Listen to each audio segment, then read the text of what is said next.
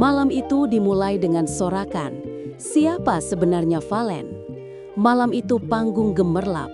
Cahaya mengikuti satu sosok yang melangkah penuh percaya diri. Sorak-sorai menggema dari studio. Nama yang diteriakan? Valen. Tapi siapa dia sebenarnya? Bagi yang baru menonton, Valen mungkin tampak seperti peserta lain dalam kontes dangdut yang telah menjamur di layar kaca. Namun, bagi sebagian orang yang mengikuti jejak langkahnya, Valen lebih dari itu. Ia bukan hanya seorang penyanyi. Ia adalah simbol dari perjalanan panjang, perjuangan sunyi, dan suara yang membawa rasa. Dalam hitungan menit, Valen berhasil menguasai panggung. Tidak dengan trik visual atau efek panggung canggih, tapi dengan kekuatan vokalnya yang mentah dan emosional. Vokal khas dangdutnya menyusup ke telinga dan langsung mengunci perhatian. Ada yang berbeda. Saat kamera menangkap sorot matanya, kita bisa melihat lebih dari sekadar penampilan panggung. Ada pengalaman di balik suara, ada luka yang diolah menjadi lirik, dan ada semacam bekas tempaan yang membuatnya tampil begitu matang. Beberapa juri bahkan tampak terkejut, mereka tidak menyangka. Tapi inilah realitanya. Valen muncul bukan untuk memperkenalkan diri. Ia muncul untuk membuktikan sesuatu. Pertanyaannya kini adalah, apa yang sedang ia buktikan dan kepada siapa? Jawabannya, seperti kisah bagus lainnya, tidak langsung diungkapkan malam itu. Balasan-balasan lagu, strategi atau sinyal yang lebih dalam. Satu hal yang mencuri perhatian malam itu adalah momen balas-balasan lagu antara Valen dan Mila, dua kontestan yang mulai menyedot fokus publik. Valen membawakan lagu yang dibalas oleh Mila, dan seperti adu pantun yang dibungkus lirik, balasan itu seperti menyimpan pesan tersembunyi. Dalam dunia kontes dangdut, membalas lagu bukan hanya soal showmanship. Itu bisa menjadi kode, sebuah respons artistik terhadap sesuatu yang tidak selalu diucapkan secara langsung. Mila membawakan lagu dengan pesan emosional, lalu Valen datang dengan versi yang terasa seperti jawaban. Apakah ini kebetulan atau isyarat? Beberapa juri sempat menyinggung ini dalam komentar mereka. Mereka menyebutnya sebagai momen balas budi musikal. Tapi lebih dari itu, para pengamat musik yang hadir menangkapnya sebagai bentuk komunikasi tersirat. Dua penyanyi bertukar emosi dalam bentuk nada, dan penonton menyerapnya tanpa sadar, terseret dalam tensi yang semakin dalam.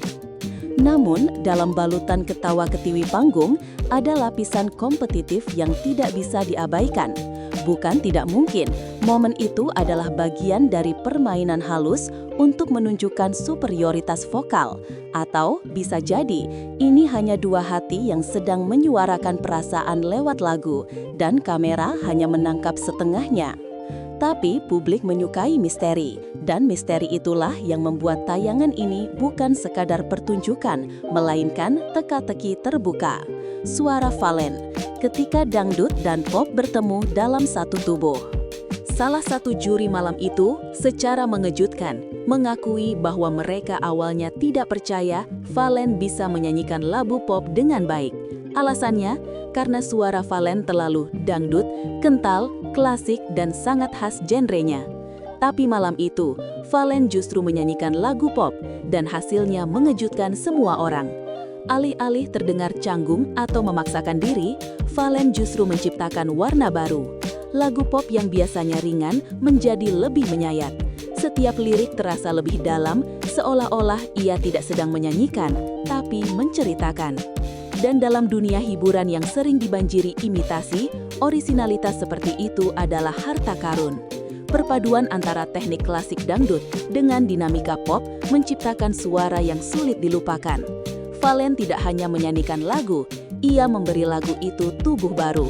Seperti baju lama yang dijahit ulang, ia menjadikan setiap nada relevan untuk generasi baru tanpa kehilangan akarnya.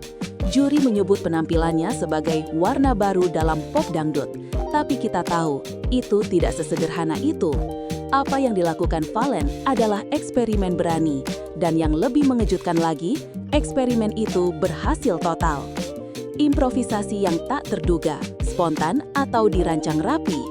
Penampilan Valen tak berhenti pada genre.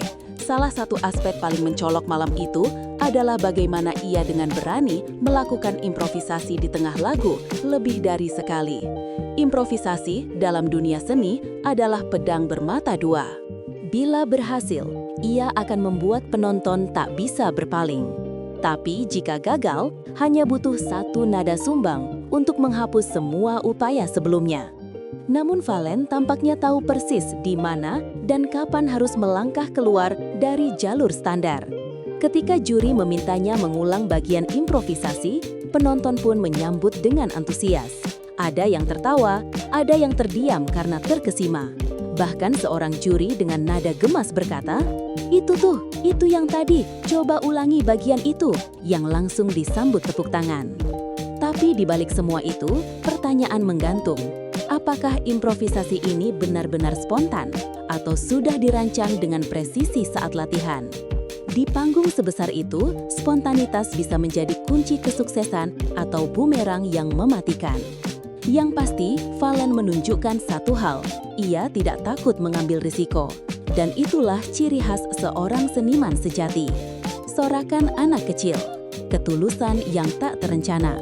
Terkadang, momen paling jujur dalam sebuah pertunjukan tidak datang dari para juri atau peserta, tapi dari suara kecil yang datang dari bangku penonton.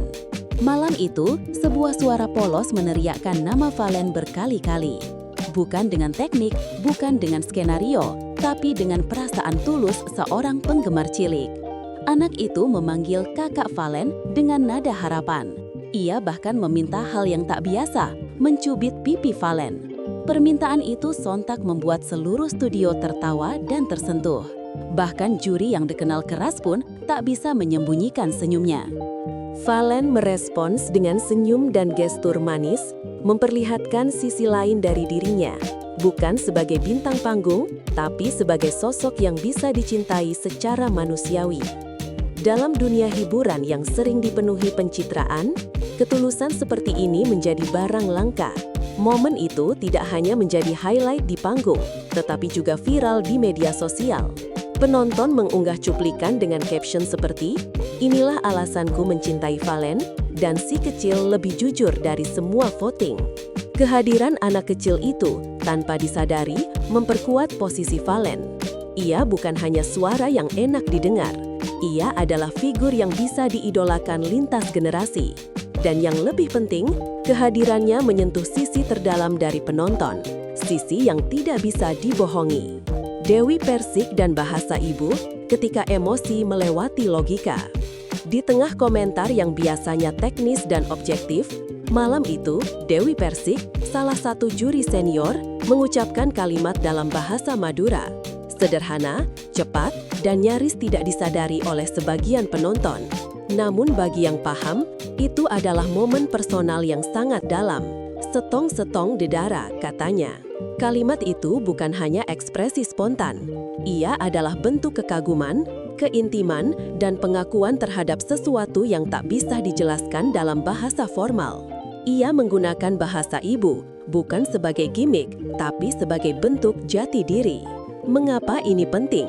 Karena dalam dunia kompetisi nasional, bahasa daerah sering disisihkan. Tapi malam itu, bahasa lokal justru menjadi medium penghormatan. Dewi Persik, yang mungkin melihat refleksi dirinya dalam sosok Valen, tak bisa menahan ekspresi emosionalnya. Penonton pun menangkap sinyal ini. Ada yang bersorak, ada yang terdiam, tapi hampir semua tahu bahwa malam itu, Dewi Persik tak lagi hanya berperan sebagai juri. Ia sedang berbicara sebagai manusia yang terhubung secara emosional dengan apa yang ia lihat dan dengar. Dan Valen, ia menerima pujian itu dengan tenang. Tapi sorot matanya berbicara banyak. Mungkin karena ia mengerti arti kata itu. Atau mungkin karena ia tahu tidak semua penghargaan butuh tepuk tangan. 3 rahasia menjadi bintang, pelajaran yang dihamparkan secara tidak langsung. Menjadi bintang itu ada syaratnya, ujar salah satu juri. Kalimat itu disampaikan seolah ringan, tapi dalamnya seperti sumur yang tak terlihat dasarnya. Malam itu, juri tak hanya menilai, mereka mengajar. Ada 3 syarat yang disampaikan: konsistensi, mimpi setinggi langit, dan semangat belajar tanpa batas usia. Terdengar seperti nasihat biasa, tapi dalam konteks panggung, nasihat itu menjadi petunjuk jalan. Khususnya untuk mereka yang seperti Valen, yang mungkin tak punya privilege, hanya mimpi dan tekad. Konsistensi adalah senjata paling sunyi, tak terlihat, tak dibahas di acara. Tapi tanpanya, panggung hanya akan menjadi kilatan sesaat. Valen telah membuktikan bahwa ia tidak hadir satu malam dan menghilang. Ia adalah hasil dari hari-hari panjang, suara yang terasah, dan hati yang tahan banting. Yang kedua adalah mimpi. Tak semua peserta punya keberanian untuk bermimpi besar, tapi Valen menunjukkan bahwa ia tidak hanya ingin tampil, ia ingin meninggalkan jejak.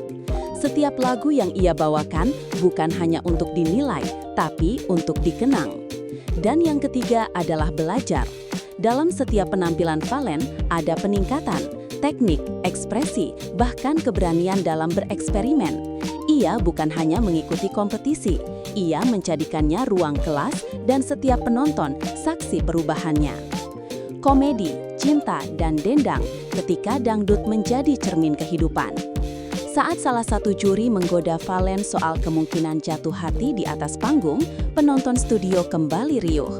Ada yang menggoda, ada yang bersorak, dan ada yang mulai menjodoh-jodohkan. Namun, di balik semua canda itu, terselip realitas dunia hiburan dangdut, bahwa romansa, tawa, dan air mata adalah satu paket. Musik dangdut bukan hanya soal suara, ia adalah cermin kehidupan rakyat, penuh perjuangan, tawa getir, dan cinta yang tak selalu utuh. Valen berada di tengah pusaran itu.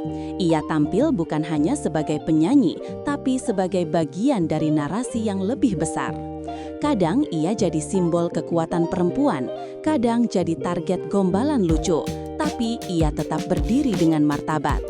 Ketika seorang anak kecil mencium pipinya dari kejauhan, itu bukan gimmick, itu adalah gambaran bagaimana penyanyi bisa menjadi bagian dari kehidupan orang lain.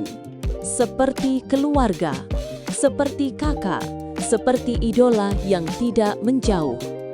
Malam itu, panggung tidak hanya menyuguhkan kompetisi, tapi menyajikan potongan-potongan cerita manusia yang jujur, jenaka, dan menggugah.